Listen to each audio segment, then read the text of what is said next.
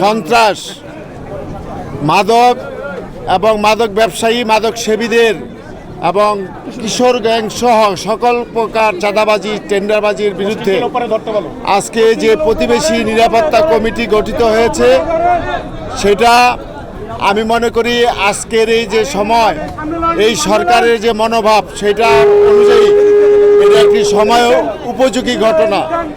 এবং তারা যে উদ্যোগ গ্রহণ করেছে, এই উদ্যোগটার সাথে নারায়ণগঞ্জ সিটি কর্পোরেশন, নারায়ণগঞ্জের প্রশাসন, পুলিশ প্রশাসন, জেলা প্রশাসন সহ সরকারি বিরোধী দল সহ সকল রাজনৈতিক দল আপনাদের সাথে আছে, সবাই ঐক্যবদ্ধ।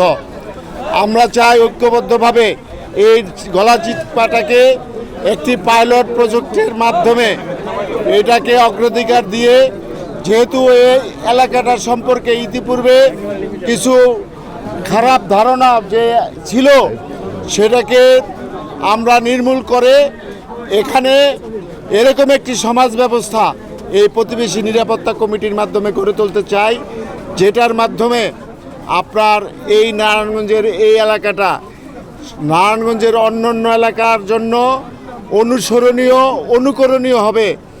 এই প্রজেক্টটা যদি বাস্তবায়িত হয়, সিটি কর্পোরেশনের পক্ষ থেকে অন্য অন্য মহল্লায়ও এই ধরনের কমিটি গঠন করা হবে।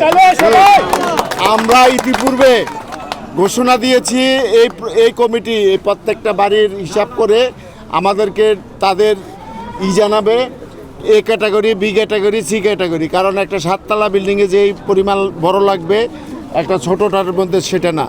আমরা বিন দিব। আমরা এই এলাকার যত যে রাস্তাগুলি যে ডুবে থাকে, ডোবা টোবা, এগুলি সব পরিষ্কার পরিচ্ছন্ন করে আমরা দ্রুত এই ব্যবস্থা নিয়ে এই এলাকার মানুষের যে নাগরিক সেবা, সেটাকে নিশ্চিত করব। আজকে নাগরিক সেবার বিষয় না, আজকে হচ্ছে এই প্রতিবেশী নিরাপত্তা সংক্রান্ত বিষয়। এইটাকে এই এলাকার যারা মুরব্বী আছেন, আসলে আমি একা ভালো থাকলে হবে না, তো সবাইকে নিয়ে ভালো থাকলে আল্লাহর কাছে আমরা উত্তম পাবো, মানে যা খায়ের পাবো। সুতরাং এটাকে আপনারা ধর্মীয় বিষয় হিসেবে গ্রহণ করবেন, কারণ সমাজকে যদি আমরা মাদক মুক্ত, সন্ত্রাস মুক্ত এবং এই চাঁদাবাজ, তারপরে কিশোর গ্যাং মুক্ত করতে পারি, তাহলে এটাই মনে করি আমাদের সফলতা।